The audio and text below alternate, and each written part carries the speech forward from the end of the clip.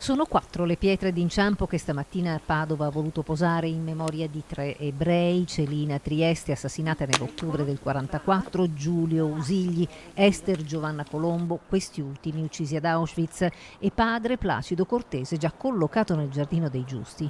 E soprattutto con la scomparsa degli ultimi testimoni trasmette la memoria, spetta ora a noi e per trasmettere alle nuove generazioni. Fra le autorità presenti anche il prefetto Renato Franceschelli e il sindaco di Padova Sergio Giordani.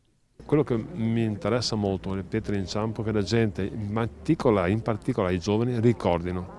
La pietra d'inciampo dedicata alla memoria di padre Placido Cortese è stata posta proprio dove lo stesso venne caricato sull'auto con l'inganno con destinazione Trieste, sede della Gestapo.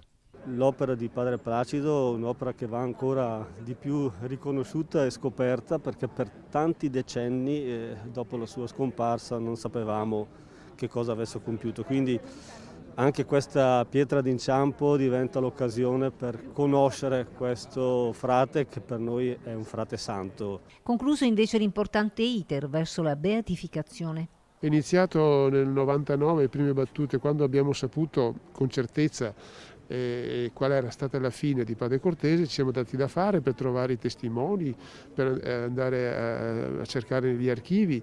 È durata ben 20 anni questa ricerca, prima di produrre la cosiddetta posizio, che è il dossier massiccio che raccoglie tutti gli atti sia del processo diocesano a Trieste, sia delle testimonianze, sia i documenti d'archivio.